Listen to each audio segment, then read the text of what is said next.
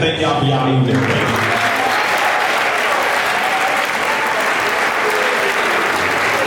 If y'all haven't heard, I need to get all of that. I need to find out where he is, take him to Chicago with me, then take him to Houston with me, because there's a whole lot of people that need to hear those pieces. I'm telling y'all, if y'all haven't heard them, if you need to follow them, whatever y'all need to do, whatever the purpose of this video is for, I'm gonna need y'all to handle that right now. In the classroom, anything just to get by, average. In my relationships, anything just to get by, average. And it dawned on me that how you do anything is how you do everything. So if you don't have high standards in your life in this part, why would you have high standards in this part? Why would you have high standards in this part? If you fly Spirit in every area of your life, why would I think that in this part you're going to be flying Delta? Y'all, I promise you, I flew Spirit in everything that I did. It was enough just to get me by. But then when I learned about this airport thing, right, I learned that Spirit can't take you places that Delta Airlines is going to go. And even if you get there, you're not going to be comfortable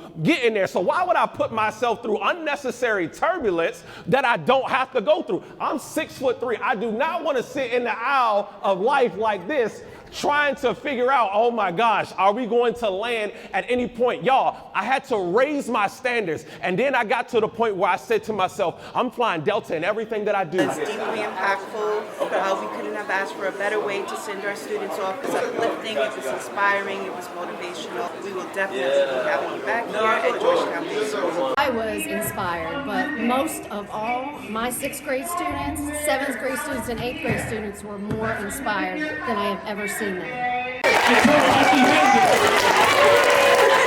My goal as a speaker is to ignite something within every audience member that is able to hear my voice, to educate them, to inspire them, to push past their current limitations, whether that's tangible or intangible.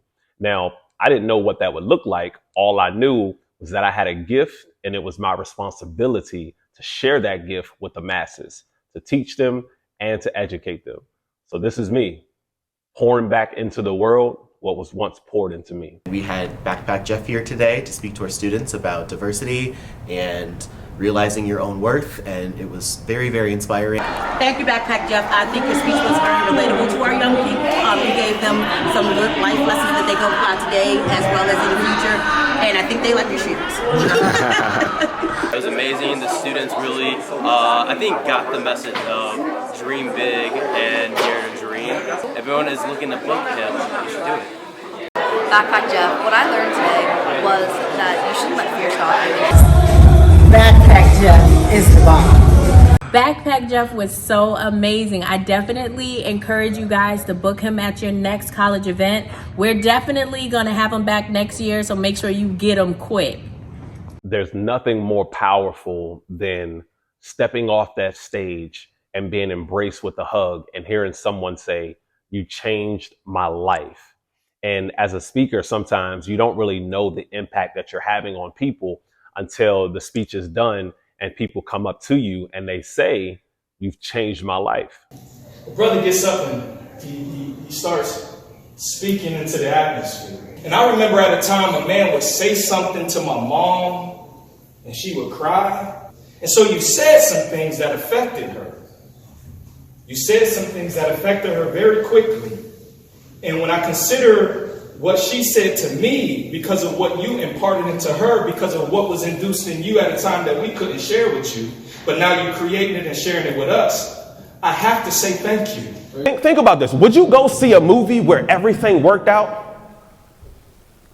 Would you go would you go see a movie where the guy, he goes to college, okay, he makes straight A's the whole entire time, he meets the love of his life, they ended up getting married, they had 2 kids, 1 boy, 1 girl, they had 2 dogs, 1 boy, 1 girl, the dogs had great puppies, he was the CEO of a Fortune 500 company, she was also a lawyer, and then she worked whenever she wanted to, they got older, they had no health issues, nothing ever happened in their life, they became grandparents at 60 years old, their kids had amazing kids, everything worked out, and then they passed away in their sleep, both together holding hands.